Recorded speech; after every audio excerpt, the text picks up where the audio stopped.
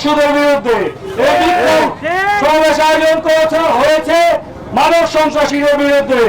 এই বিক্ষোভ সমাবেশ আয়োজন করা হয়েছে নব্য বিএনপিদের বিরুদ্ধে। এই বিক্ষোভ সমাবেশ আয়োজন করা হয়েছে আওয়ামী লীগকে প্রশাসন যে সুবিধা দিচ্ছে তার বিরুদ্ধে।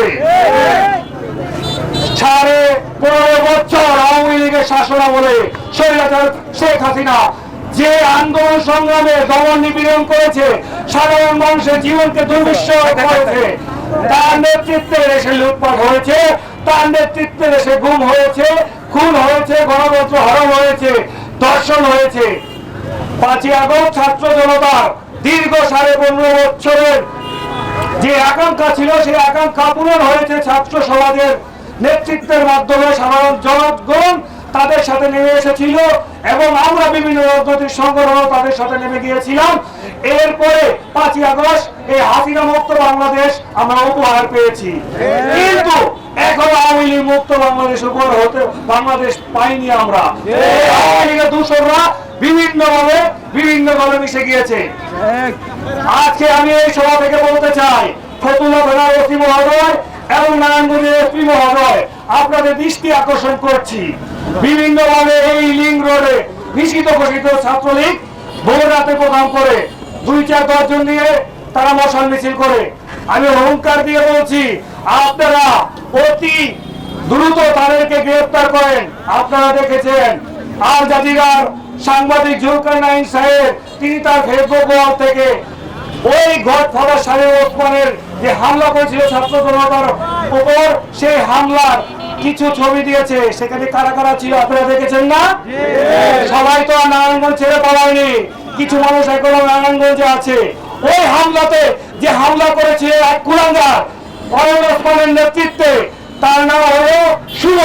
সে ফতুল্লা ইউনিয়নে 7 নম্বর ওয়ার্ডে বসবাস করে, কায়েমপুর ফকিরা গার্মেন্টসের সাথে সে আমার গোল ওইভাবে ব্যবসা করে যাচ্ছে। প্রশাসন আপনারা কি চোখে দেখেন না? আপনারা কি অন্ধ হয়ে গেছেন? আপনারা ছবির সাথে মিলান। সে যদি অপরাধী হয় অবশ্যই তাকে আপনারা আইনের আওতায় নিয়ে আসুন, অন্যথায় ছাত্র সমাজ বসে থাকবে না। বাংলাদেশ জাতীয়তাবাদী ছাত্রদল আজকে টেইলার দেখালো, যদি আপনারা এই আসামিদেরকে না ধরেন, আইনের আওতায় না আনেন, তাহলে ইনশাআল্লাহ পুনরায় ছবি দেখাবে আপনাদেরকে। মাধ্যমে আজকে এই বিক্ষোভ মিছিলে যিনি নির্দেশ দিয়েছেন আমার নেতা বশির রহমান রনি ভাই, তার নেতৃত্বে আমরা আন্দোলন সংগ্রামে রাজপথে সর্বোচ্চ থেকেছি। এই গডফাদারের বিরুদ্ধে আন্দোলন সংগ্রাম করেছি। আমরা কি কেউ ঘরে ফিরে গিয়েছি? তারপর আমাদেরকে ছাত্রদলকে সব জায়গা থেকে মাইনাস করা হচ্ছে। এই জুলাই আগস্ট বর্ষপূর্তি পালন করা হয়। জেলা প্রশাসক সাহেব, আপনি কি ছাত্রদলের কথা ভুলে গেছেন? ছাত্রদলের কথা আপনি যদি ভুলে না থাকেন, তাহলে সামনে যে আয়োজন করা হবে অবশ্যই ছাত্রদলকে আপনি দাওয়াত দিবেন।